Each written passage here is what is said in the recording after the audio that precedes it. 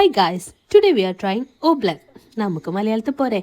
അതായത് ഈ അമർത്തി പിടിച്ചാൽ കട്ടയാവുന്നതും അത് വിട്ട് കഴിഞ്ഞ് ഇങ്ങനെ അലിഞ്ഞു പോകുന്നതുമായിട്ടുള്ള സാധനം. നല്ല പ്രഷർ കൊടുത്താൽ സോളിഡ് ആവും ചെയ്യും. ആ പ്രഷർ റിലീസ് ചെയ്യുന്ന സമയത്ത് ഫ്ലൂയിഡ് ആവും ചെയ്യും.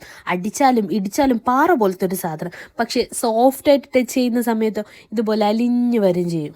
നമ്മളെന്തെങ്കിലും ട്രൈ ചെയ്താൽ പിന്നെ അത് മക്കളെ കൊണ്ട് ട്രൈ ചെയ്യിപ്പിക്കണം എന്നാണല്ലോ, കുട്ടികൾ ഇതനുകരിക്കണമെന്നാണല്ലോ. അതായത് നമ്മൾ ജോയനെ കൊണ്ട് ചെയ്യിപ്പിച്ച് നോക്കി. അതല്ല, നമ്മൾ കളിക്കുമ്പോൾ ജോയ്ക്കും വേണമെന്ന് പറഞ്ഞതാ. ഇതിങ്ങനെ കയ്യിലെടുക്കുമ്പോൾ നല്ല കട്ടായിട്ടിരിക്കും. താഴെ വെച്ചതാ അലിഞ്ഞിങ്ങനെ പോവുകയും ചെയ്യും. നല്ലൊരു സാറ്റിസ്ഫാക്ഷൻ ഉള്ളൊരു കാര്യം കേട്ടോ. നമുക്ക് ആകെ വേണ്ടത് വെള്ളവും പിന്നെ കോൺ സ്റ്റാർച്ചുമാണ് കേട്ടോ. അപ്പം അത് രണ്ടും കൂടി നന്നായിട്ട് മിക്സ് ചെയ്താൽ ഇതുപോലെ കിട്ടും. ഒരുപാട് നേരം മക്കളൊക്കെ ഇതിൽ പിടിച്ചിരുത്താം.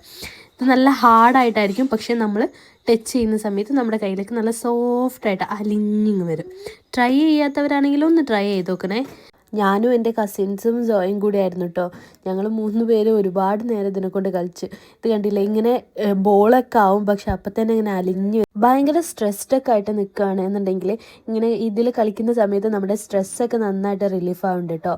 ഇതിങ്ങനെ നല്ല രസമാണ്. പിന്നെ നിങ്ങൾ ചെയ്യുമ്പോൾ എക്സ്പയർഡ് ആയിട്ടുള്ള കോൺ സ്റ്റാർച്ച് എടുക്കാൻ നോക്കണേ. അപ്പോൾ ഓക്കെ, ബായ്. എല്ലാവരും എക്സ്പെരിമെൻറ്റും ചെയ്തോ.